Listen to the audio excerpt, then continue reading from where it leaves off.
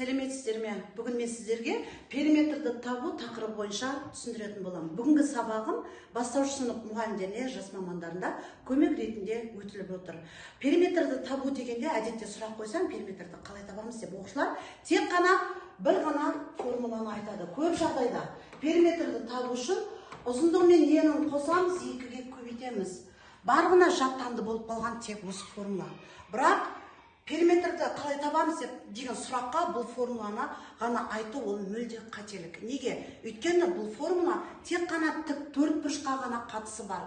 Және жас мамандарға ескертіп өтер едім, периметрді өткен кезде ережені түсіндіріп, және қай формула, қай фигураға тиісті екенін мұғалім толығырақ түсіндіру керек. Мысалы, бұл формула тек қана тік төртбұрышқа ғана қатысы бар. Өйткені төртбұрыштың қарама-қарсы жатқан қабырғалары тең, яғни ұзындығы мен ұзындығы, ені менен ені тең. Сол себептен біз, мысалы, ені болатын болса, ені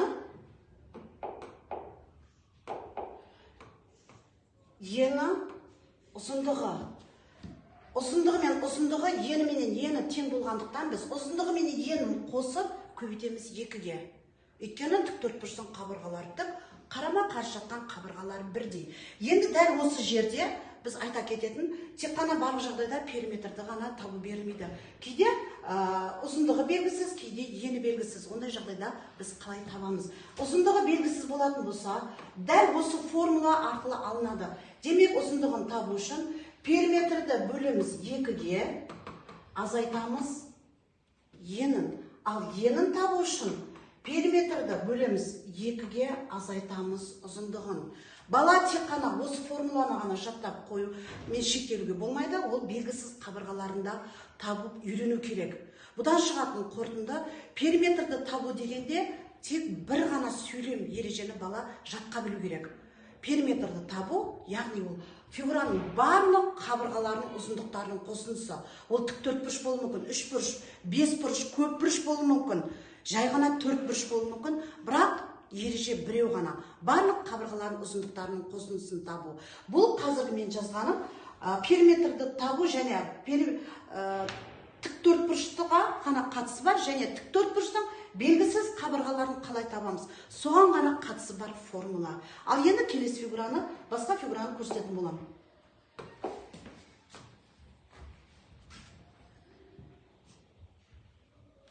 Енді келесі фигура, мысалы айталық шаршы.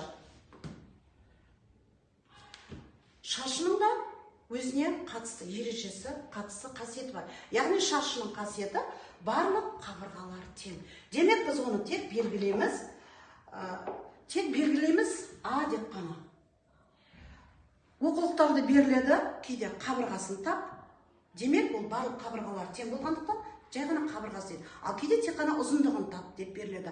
Бірақ бала білу керек, ол қабырғаның өлшемі, яғни 4 қабырғасына да тең екенін. Демек, шаршының периметрін табу үшін әдетте осылай көрсетіп қойсақ, балаларға түсінікті болады.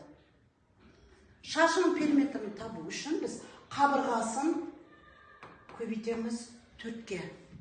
Неге? Өйткені 4-ге көбейтетін себебіміз 4 қабырғасы да тең. Ал егерде белгісіз қабырға, егерде периметр белгілі, қабырғасы белгісіз болса, яғни қабырғасын табу үшін біз периметрді бөлеміз 4-ге. Айталық, қабырғасы мысалы 5 сантиметр. Демек, периметрін табу үшін біз 5-ті көбейтеміз 4-ге. Демек, 20 сантиметр шаршының периметрі. Ал егерде мысалы периметрі 20 сантиметр, дәл осы өлшем бойынша алып көрейік, 20 сантиметр болса, қабырғасы белгісіз сантиметр қабырғасын табу кезде жаңағы айтып өткен формула бойынша, яғни ұзындығын табу үшін біз периметрді 4-ге бөлеміз. Яғни 20-ны бөлеміз 4-ге, 5 сантиметрге тең. Бала тек қана периметрін ғана тауып қана қоймай, оның қабырғаларын табуды үйрену керек, және әр фигураға жеке өзінің формуласы бар екенін білу керек, және басты мәселе барлық қабырғалардың қосындысы екенін білу керек. Енді келесі фигураны көрсетемін.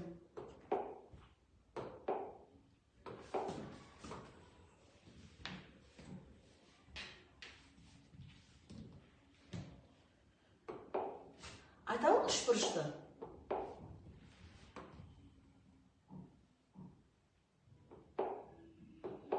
Үшбұрыш, мысалы, бірінші қабырғасы, екінші қабырғасы, үшінші қабырғасы. Жазамыз формуласын. Яғни бірінші қабырғасы, екінші, үшінші қабырғаларының қосындысы. Демек, периметрін табу, яғни бұл барлық қабырғалардың ұзындықтарының қосындысы. Ал бірақ кейде балалар біледі ұзындықтардың бәрін қосындысы екен, периметр екен, бірақ көбінесе жіберетін қателік формуладан қателеседі. Үшбұрыштың периметрінің формуласын жаз десе, кейде тесттерде келеді, сол кезде балалар қателеседі. Оны біледі, бірақ дәл формуласы осылай негізделіп тұрған бала шатасып кетеді. Бұл жерде де біз белгісіз қабырғаларын қалай табамыз, сонда балаларға көрсетуімізге болады. Мысалы, мына бірінші қабырғасын табу үшін біз периметрден азайтамыз, екі қабырғасының қосындысы. Немесе екінші қабырғасын табу үшін кез келген қабырғаны табу үшін периметрден азайтамыз, екі қабырғасының қосындысын. Бала тек қана қосындысы арқылы периметр табуды ғана біліп қана қоймай, белгісіз қабырғаларында табуды үйрену керек.